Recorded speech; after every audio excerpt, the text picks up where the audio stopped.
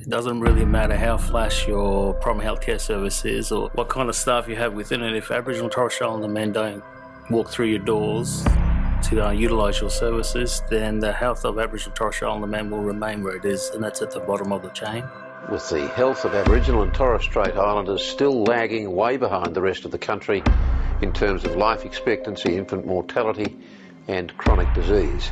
Respondents felt discouraged by cultural barriers or previous experiences of discrimination.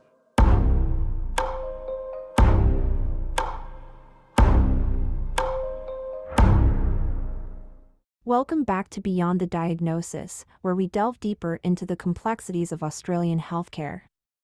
In today's episode, we will continue our exploration of the impact of Australia's colonial history and systemic racism on health inequities experienced by minority groups. To completely understand this topic, we have to travel back in time. The year is 1770, and the harsh sun is beating down onto the sandy Australian soil.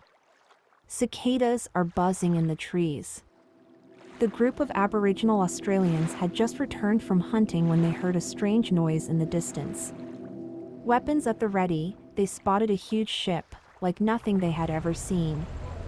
Once this ship had landed on the shore, they observed a group of pale strangers. Among them was James Cook, a British explorer who had come to explore the land and claim it in the name of the British Empire. Little did they know what was to come. The arrival of Cook marked the beginning of a dark chapter in Aboriginal history, one they would never forget. Aboriginal Australians would be decimated by disease and violence, and their culture would never recover from the destruction imposed upon them. As Bourke and Sentas illuminate in their article, Addressing Indigenous Health Inequalities in Australia, a human rights-based approach. Australia's history of colonization has resulted in the forced removal of Indigenous peoples from their lands, destruction of their cultures, and denial of their rights. But what does this have to do with Aboriginal health today? As it turns out, it has everything to do with it.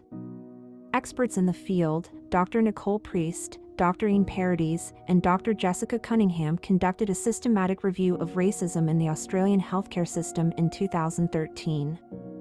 They found that Indigenous Australians and other minority groups face barriers to accessing healthcare, including racism from healthcare providers and systemic biases in the healthcare system. Additionally, Williams and Wakanivalu, 2019, conducted a systematic review on the social determinants of health of Indigenous peoples in Australia. They found that the intersection of race, ethnicity, and social class contribute to Indigenous Australians' poor health outcomes. What sort of barriers are we talking about here? According to research, Indigenous Australians face multiple barriers to accessing healthcare, including cultural and linguistic differences, geographic isolation, and financial hardship, Kelleher et al., 2014. These barriers are further compounded by systemic racism and biases within the healthcare system, which can result in Indigenous people being treated unfairly or denied access to care, tracing back to Australia's colonial roots we spoke about earlier, back on the shore of Botany Bay. In addition to these barriers, Indigenous Australians also experience significant health disparities, with higher rates of chronic diseases and poorer health outcomes compared to non-Indigenous Australians. The complex interplay of social determinants of health, such as poverty, education, and access to healthcare, are all affected by systemic racism and historical colonial policies, contributing to these disparities, Carson et al., 2013. To understand the human impact of this issue, we spoke with Indigenous Australians who have experienced healthcare inequities. One woman shared her story of being turned away from a hospital because she was Indigenous, despite experiencing a medical emergency. These personal stories highlight the need for culturally responsive care and systemic change. Despite these challenges, Indigenous Australians and other marginalized communities have developed community-driven initiatives to address health inequities. Lovett and Cunningham, 2015, highlight the importance of these initiatives, stating that Indigenous Australians have a long history of self-determination in health, including the establishment of community-controlled health services. One way to address this tension is to prioritize cultural safety within healthcare systems. Cultural safety requires acknowledging and respecting diverse cultural backgrounds and experiences and ensuring that healthcare systems do not perpetuate systemic biases. As Reading and Veen note in their article on health inequalities and social determinants of Aboriginal people's health, cultural safety means ensuring that the health system is not only free of racism, but is also accommodating of cultural differences. Reading and Veen, 2009, page 16. One technique we can use to promote cultural safety within healthcare is language access. As Walter and Anderson note in their book, Indigenous Statistics, a quantitative research methodology, Language can be a powerful tool in facilitating meaningful communication between healthcare providers and Indigenous patients. Walter and Anderson, 2013, page 53. Providing interpretation services and offering healthcare materials in multiple languages can promote cultural safety by ensuring that patients are able to understand and communicate their healthcare needs. Another technique we can use to promote cultural safety within healthcare is community engagement.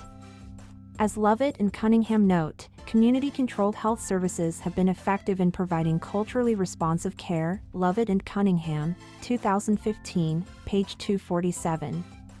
By engaging with communities and involving them in the healthcare decision-making process, healthcare providers can ensure that their services align with community needs and cultural values. Additionally, healthcare providers can work towards addressing social determinants of health.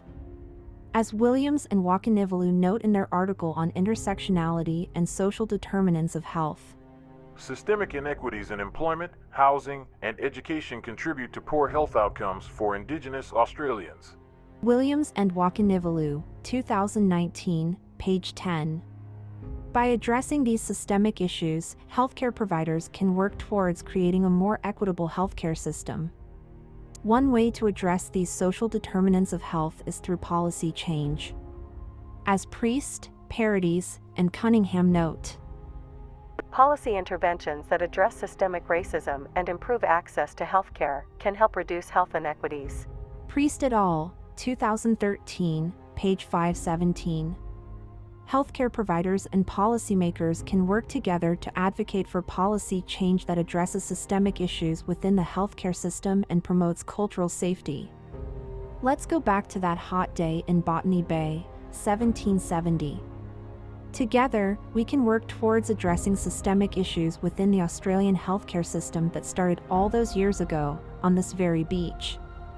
But for now, as the groups of strangers interact for the very first time, they are blissfully unaware of the catastrophic impact this day will have on Aboriginal health for years to come.